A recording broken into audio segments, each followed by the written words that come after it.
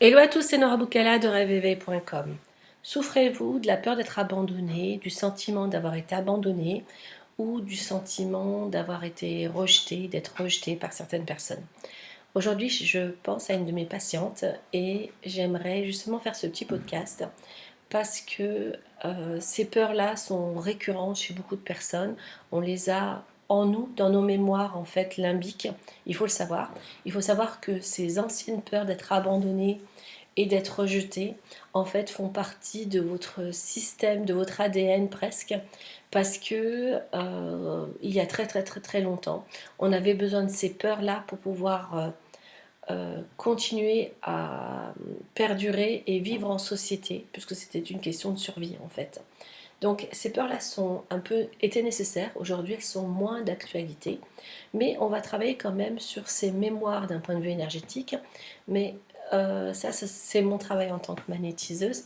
Mais ce qui m'intéresse, c'est c'est de vous transmettre en fait ce propos. C'est-à-dire quand est-ce que j'ai peur d'être abandonnée, ok, j'ai peur d'être rejetée ou j'ai été rejetée. En fait, la véritable question, c'est de se poser quand est-ce que moi-même je me suis abandonnée et quand est-ce que moi-même je me mets dans des situations où je vais être rejetée. Alors, c'est un peu bizarre, mais je retourne ces questions-là à mes patientes qui sont toujours surprises et qui sont perturbées puisqu'elles connaissent d'autres techniques sur les 5 blessures de Lise Bourbeau que volontairement je n'ai pas apprises. Je n'ai pas cherché à étudier, je sais juste qu'il y a 5 blessures, la trahison, le rejet, l'abandon, l'humiliation et la justice.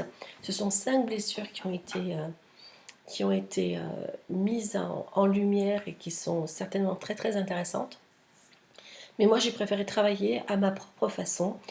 Et en fait, quand est-ce que moi-même je m'abandonne, c'est-à-dire quand est-ce que moi-même je me trahis, quand est-ce que moi-même je vais faire les choses, mettre les choses en place pour que je sois en situation de rejet.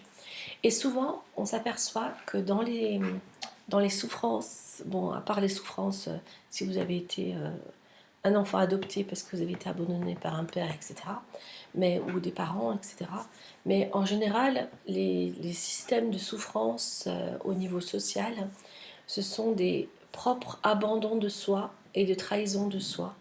Et on va choisir des groupes dans lesquels je vais être rejetée à ce moment-là. Donc la question c'est quand est-ce que je me suis abandonnée, mais aussi quand est-ce que j'ai abandonné l'enfant en moi. Ça c'est très très important. La notion d'enfant intérieur et l'enfant que j'étais. Donc là on va avoir une multitude de richesses, de travail et de potentiel qui vont s'ouvrir. Donc pareil, on va le travailler ensemble si c'est possible ou si c'est le cas. Mais en général, l'enfant intérieur va vous donner une force incroyable et on va reconnecter en fait le papa que vous êtes ou la maman que vous êtes avec votre propre enfant intérieur.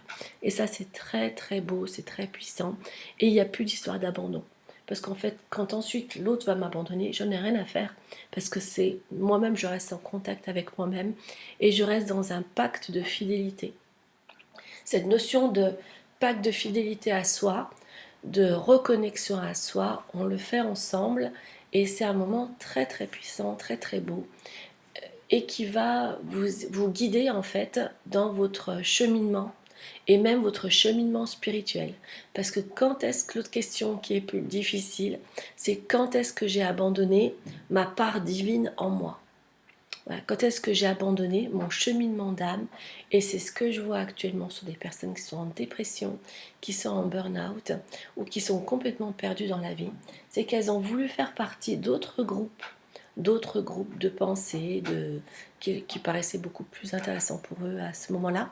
Et du coup, au prix euh, d'abandon de soi, de sa part de lumière ou de sa part d'enfance.